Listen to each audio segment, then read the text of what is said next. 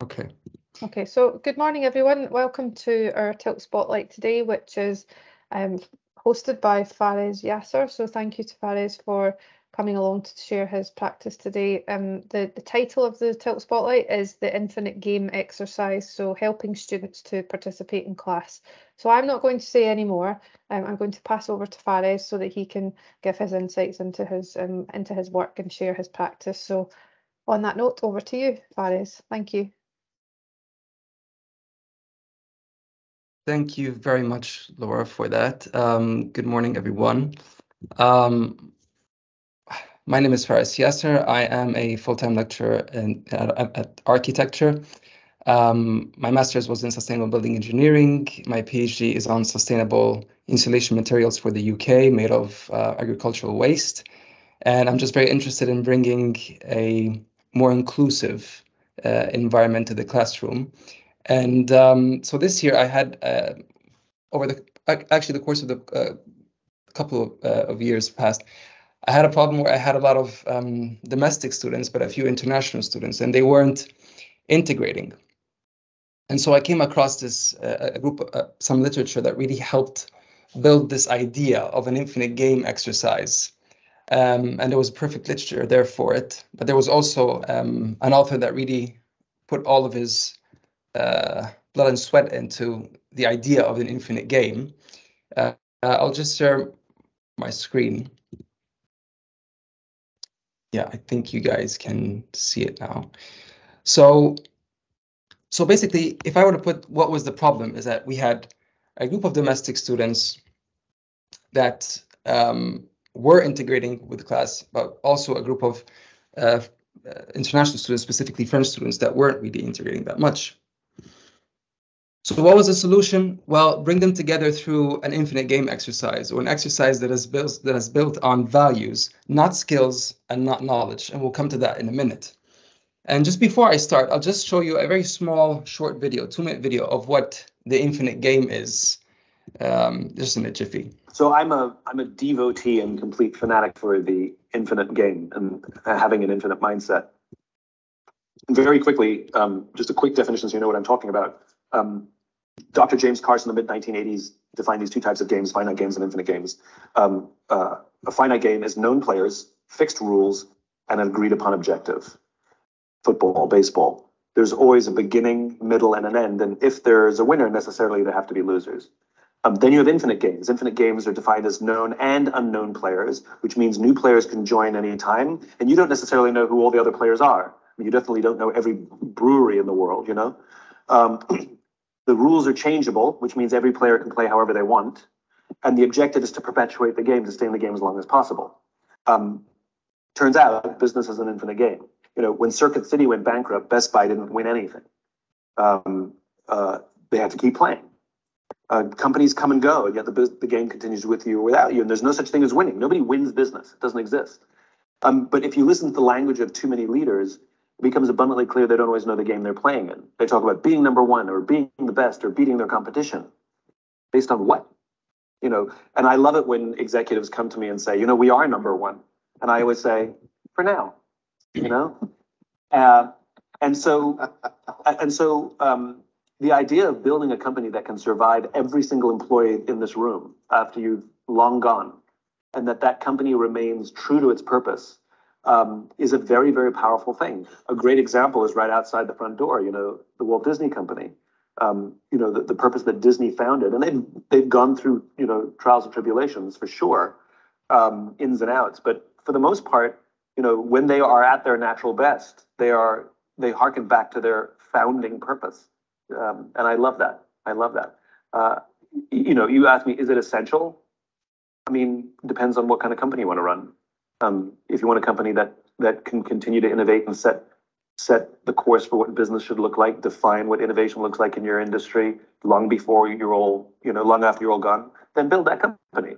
But if you want to build a company that just sucks the life out of people who work there and does damage to the industry, all in the name of it does damage to the communities in which we work, all in the name of short-term gains, you can build that company too. It'll come at a much steeper cost in terms of love, loyalty, you know, et cetera, et cetera.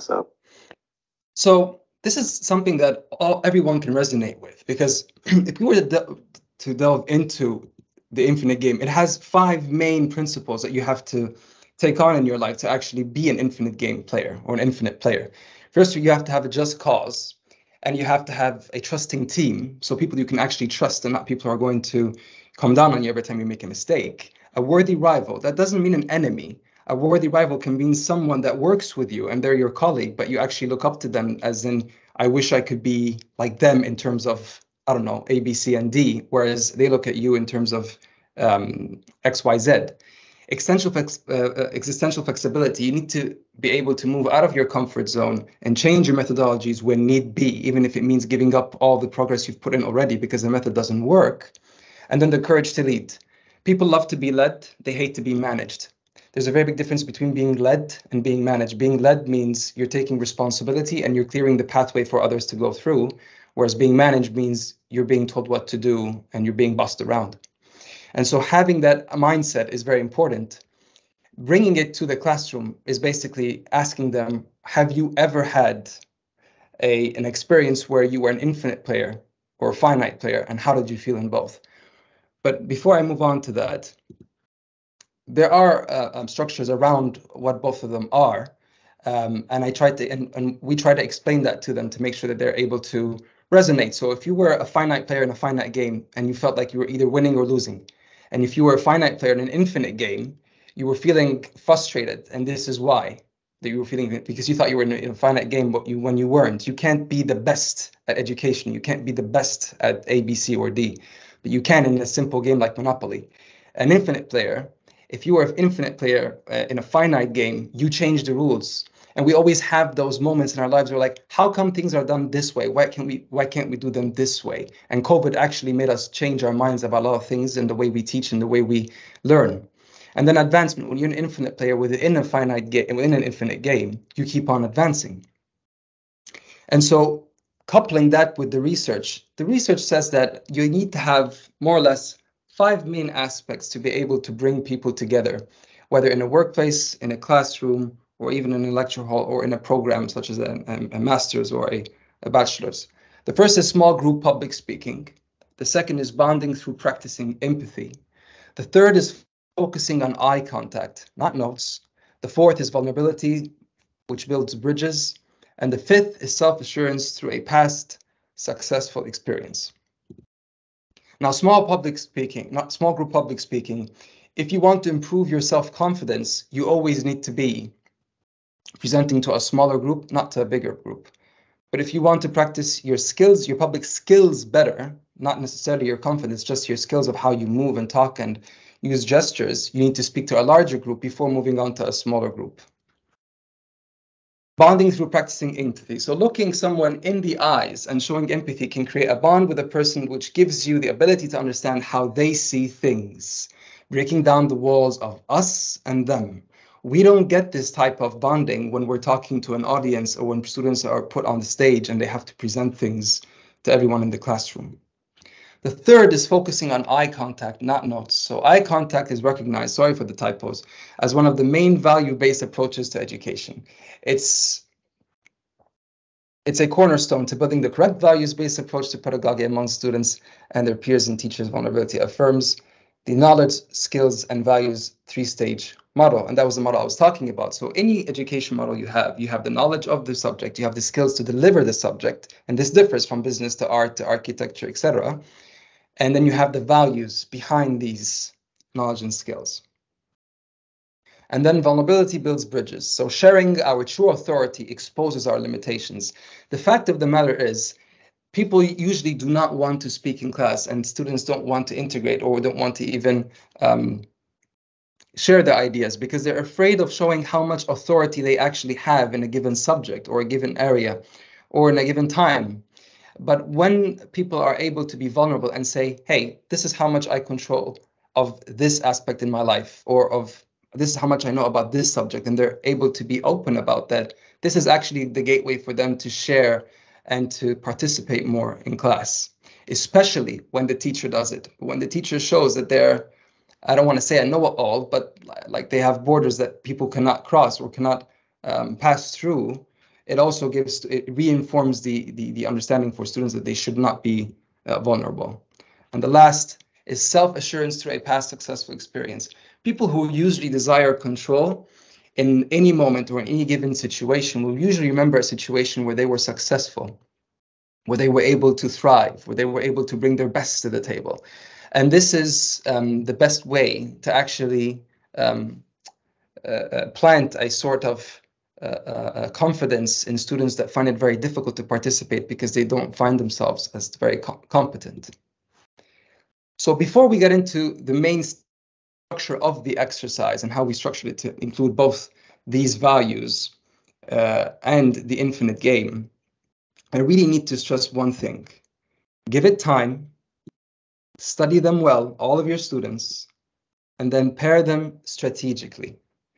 So the idea is that it's very easy to say, I'm going to put 3 or 4 domestic students with 1 international student. But the reality is that is not the case. It is much better for you to have at least 2-3 lectures. If let's say the module allows you to have 10 lectures, just take 2 or 3 of them to get a glimpse of them and understand them. And then you'll be able to pair them up better. You'll start to see which personalities gravitate towards others, which ones are shy, which ones are more bold, and then you can put them together in a much better bouquet, I would say. So in a glimpse, just to round up the whole exercise before I go into the 8-step detail, make sure that you're able to group them together by putting 1 domestic student, 1 international student within a domestic student group. Sometimes that's a group of 3, sometimes 4, sometimes 5, but make sure they are all dispersed. Each of the students has to share their experience with the other students on the table, and I'll come to that experience later. What is the question itself? This is just a general overview before the details, just to make it clear so everybody's on the same page. They all share their experiences, but then when they come to present their experiences to the class, you cannot express your own experience. You have to express someone else's experience. So you have to listen to them. You have to understand them, you have to understand where they're coming from, and then you have to present them. So basically, their whole story is relying on your listening skills, your empathy skills, and your caring skills, let's say, if that's even a phrase. And then one group asks the other the most important question they would like to ask to that group. And then in the end, there's a vote for the whole classroom as to what to ask the teacher of his life or her life, and what infinite game experience that they have in their life. That's in a glimpse.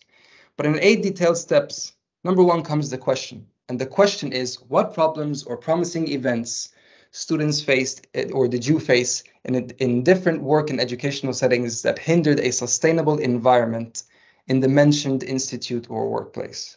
Be it an academic institute, a construction company, an architectural office, or an energy provider.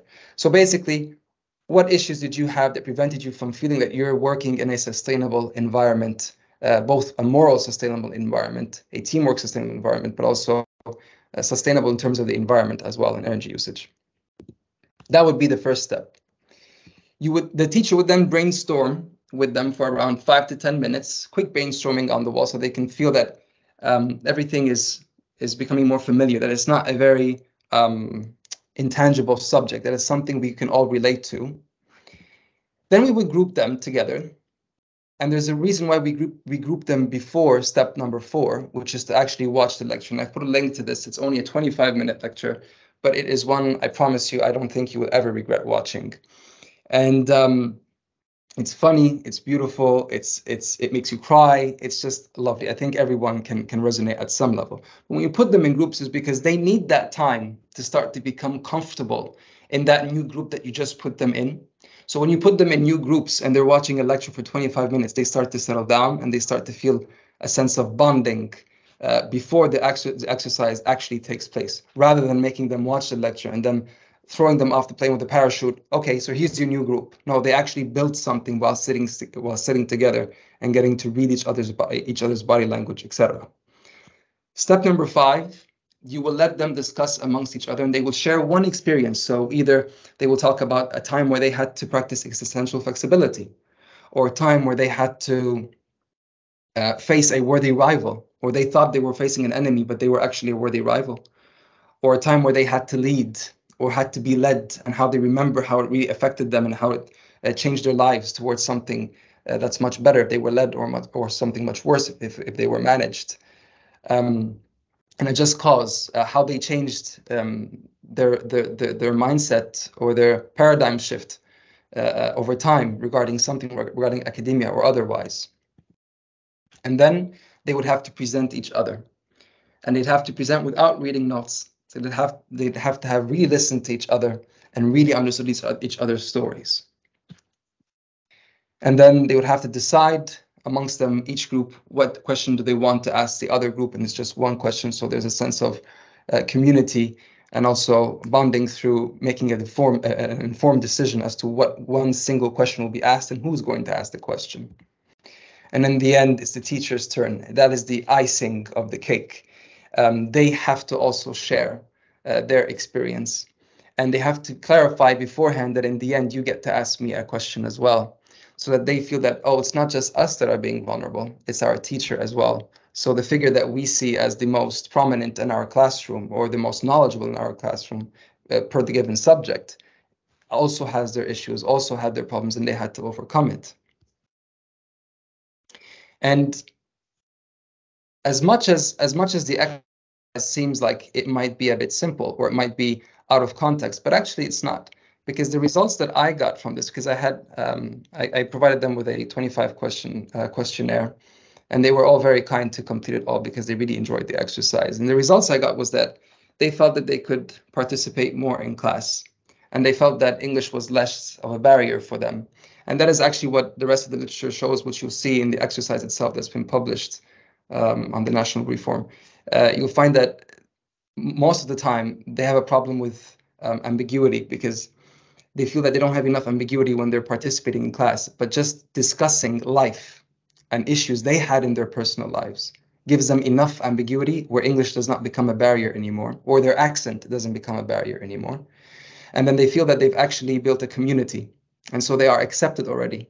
So they are allowed to share what they want to share in class, even if they make a mistake. They don't feel that they're on the spot.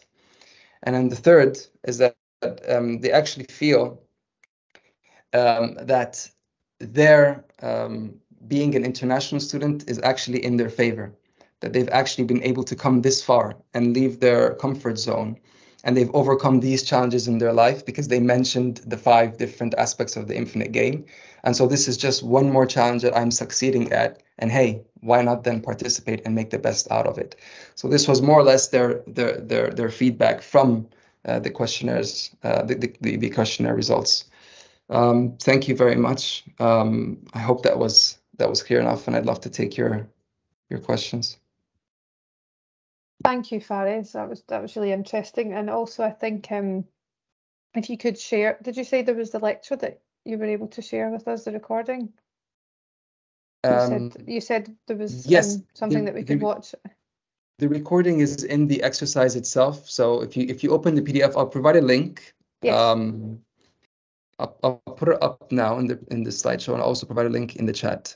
And if you open that link, you'll find the exercise online. No, that would be great. We can obviously share that when we share the recording as well. So, does anyone have any questions for Faris? I think it's just really interesting to see how you sort of approached working with the students, and that I like that sort of idea of the infinite game. So I think that's a really good way to sort of approach it, how you've sort of set that up. Thank you. And I see you've shared that on the National Teaching Repository, which is always a really good thing to do. Elena? I don't have a question. I said I'm not an academic, but I just really liked how you or how the vulnerability issue is weaved into the approach, and how it's presented as a kind of, because when you say vulnerability, it's sometimes perceived as kind of, I don't know, something not negative. I'm struggling to find the right word, but this was really good. They made lots of notes. Thank you. But I'm not teaching students, so I'm probably asking and talking from a different perspective. Thank you. No, thank you. Yeah, I mean, it is kind of funny that people find that vulnerability is a sign of their weaknesses or their incapabilities, but actually it is the biggest sign of what person they're able to be. No one is born perfect. Nobody ends perfect, but we try to be the best we can. I had a student who was going on about that. He's a black belt taekwondo. He's a black belt in taekwondo, and he was saying how for I think 12 years he had a rival or a colleague that shared the same mat as him, and he couldn't stand him for 12 years. And then he realized that because they were neck to neck, and then he realized that the only reason why he was as good as he was and he won all the tournaments he did win, and he went around the world joining competitions, is because of his that rival of his. And they were friends in the end. They became very good friends afterwards. So yeah, I mean, sharing things like that, and I feel that he used to come to class he always wanted to be a bit serious, but then afterwards he started to become more light and just be himself and find it okay to be funny and just to not take himself too seriously. Thank you, Faris. I think what Elena said about obviously I don't teach students directly either, but even in terms of working with staff, I think we could even apply this, Elena, in terms of that vulnerability, especially maybe through the fellowship sort of scheme when people are coming along and they maybe are vulnerable in that situation, so that it could even be applied in a sort of staff sort of setting as well. I can see Jennifer's got her hand raised. Do you have a question, Jennifer? Apologies, I was late, so I might have missed some of this at the beginning, but really, really interesting, even the bit I heard. So thank you for that. So a couple of questions actually, but maybe you answered them at the beginning, so apologies if you did. No so do you always just do it when you've got internationals, or I could actually see it working with any group, to be honest, even if you haven't got internationals in there, I can imagine it works really well. So yeah, just your thoughts on that. Would you use it with anyone? Or... Oh yeah, I would, but it just so happens that every single module I teach always has international students, okay. And they're always a minority. Yeah, no, I think it's a brilliant idea. But my one key question, which is linked to the question that you ask in that session, and I think it's a great idea to involve the lecturer as well and getting them to have to share their experience at the end. I think that's a fantastic idea. But do you always keep that question the same, the starting question, or will you change it? No, I always keep it much more simpler. I'll be honest. That sentence was taken from literature that I was trying to put into more sophisticated words. But when I asked them the question, it's much simpler. I'd be open to your suggestion as to how you would like me to form it, or how you think would. No, I didn't know whether you'd adapt different questions depending on who you've got in there. I mean, we've even had some groups where. The international student's been a refugee in effect, and actually if we ask something like that, it could open up a whole can of worms. And actually, is it good the group know about that, their experience of that?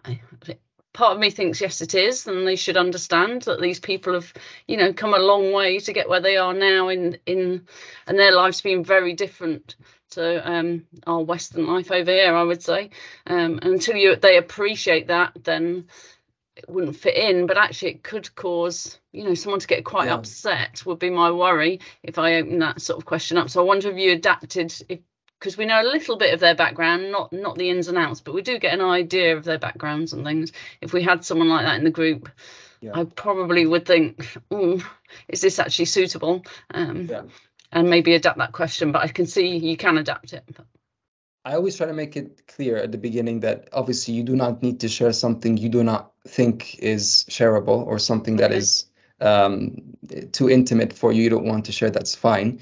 But I'll be honest, there are some students that do get very comfortable and they just share. Like I remember there was one student. Yeah, there was one student. He was very open about that. He comes from a very financially challenged home, and that he had to jump through a lot of hoops to come to NTU, and that he thought he would never get a scholarship to come to NTU. And he just went on about how many years he had to take to apply, etc., etc. And I was surprised that he was very confident, that he was able to speak about it, because me knowing him from the beginning, we had a few sessions together. He's a pretty shy person. But then it seemed that he felt it's the right time for him to show that I am not how much money I have in my wallet or what my family comes from. I am who I am now. Yeah.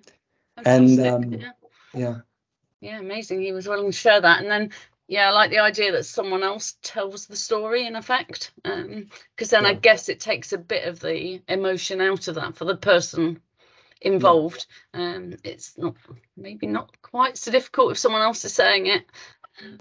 Yeah, I assume they're allowed to chip in, are they, if the person's going not incorrect, that's wrong, but if they're not quite putting it across as they wanted it to come across, you do let the other person speak. Of course. Okay. Sometimes you have to maneuver them, because sometimes you feel that they're going out on a tangent, or or they've almost missed the point. But that it rarely happens, because I give each student a minute to present the other student. Okay. So each. Yeah, I think it's a fab idea. Yeah, really great. Bless you. Thank you. Thank you. That's really helpful. I will certainly be using it in future. Bless you. Thank you, Jennifer. Thank you, Jennifer. I'm just thinking, Faraz, that's great evidence for you to say that if Jennifer's going to pick that up and use it in her own practice, that's great evidence for you to sort of share. And this is obviously the nice thing with these Tilt Spotlights. I know it is a small group, but just even sort of giving Jennifer that insight into what you're doing, it's great for people to sort of share practice and learn. Does anyone have it? Lee or Kaisha, do you have any additional comments? Hi, Faraz. I thought that was really interesting. Sorry, Kaisha, did you want to say something? Oh, no, that's fine. You can go first. Cheers. I was wondering, because there are a couple of occasions where the number of international students outnumbers domestic ones. Do you think this would work in those situations as well? I mean, I didn't come across literature that suggests that. It's always the opposite way around. But I mean, I would think it would work for a simple reason, is that the domestic students are usually, I would say, louder and prouder in class. They don't find it a problem to express themselves. Even if they don't want to participate and you ask them a question, they don't mind answering, even if it's in the negative. But international students, somehow, I think it's just because psychologically they understand I am out of my comfort zone, or I am out of my homeland. This is not my first language. And so even if they are the majority in class, sometimes they might find it very difficult to express themselves or to integrate. One example I have of that is I had a pastoral tutorial, personal tutor, tutorial, and I had around five students come. They all come from the same international, from the same country, just international country, and they were alone with me for half an hour before anyone else came, and they still found it very hard to express themselves. Although one of them is fluent in English, but she found it very hard to express herself, just because maybe she thinks that I'm North American or whatever. So it's not her place to speak as freely as she wants to, or because we're in the UK. I don't know, but I also found that to be an issue. How might you change it? Sorry? How might you change that? I think I would still have the exercise as is. Yeah, I think obviously the only thing that would differ is you just flip the swapping mechanism. So you would put, you would try to make sure that there is one domestic student in each international group. And then I think that they would all look towards that domestic figure as the centerpiece of how can we integrate, and how can we give and take, and how can we swap ideas. And I think that will make them show their true colors. It's brilliant. But Thanks very much. But thank you for that. I mean, I think I should look more into the literature and find an alternative or a plan B, if there is one, for such a case, because it's so prominent that I always find my case to be the main issue, that it just never presented itself on a larger scale of 20-25 students. But thank you. I'll look at that. Thank you very much for that suggestion. I really appreciate it. No, thank you. And a lovely presentation as well. Thank you. Thank you, Lee. Thank you. I can see that Sunday's just joined us. Hi, Sunday. We have finished the presentation part, but I'm sure Faris can share his slides, and we've also been recording the session, so we will share that onto online. I mean, I don't know if you've got any questions from what we've been sort of talking about now. But... No, I have no idea. Okay, no, we can share, as I say, we can share the recording and the slides. And also, I think Keisha wanted to ask something. Yes, she did. Thank you. Oh, I just wanted to say thank you for sharing. It's a pleasure to see that you came up with a way to give the students confidence to share and participate in class, even when they do feel out of their comfort zone or maybe shy. So yeah, thank you very much for sharing. Thank you, Keisha. Thank you. Well, I just wanted to thank you all before Laura closes. I just want to thank you all for your time and just for attending and just for giving, bouncing off some ideas and giving me your opinions and being very kind to say the presentation was nice. But I really cannot stress enough, if you're into, reading or just even audiobooks, I really cannot stress enough reading or listening to the book, The Infinite Game by Simon Sinek. I think it's changed a lot of things in my life towards the better. And if not, at least it improved a lot of aspects in my life. It's a no-brainer. So yeah, I can't recommend it enough. Thank you, Faris. Thank you. And as Keisha said, it's a really interesting presentation, and I'm definitely going to share. I think I might actually put something out on Twitter just to remind people of your resources on the National Teaching Repository as well, just to get that message out, because I think it's really interesting what you've been doing. So we want to help you to share and sort of get the message out to others in NTU and the sector. So thank you again, and thank you to everyone for joining us, and have a nice weekend when it comes. You too. Thank you so much, Laura. Thank you, everyone. Thank you so much. Bye-bye. Thank you. Thank you. Bye. Thank you. Bye.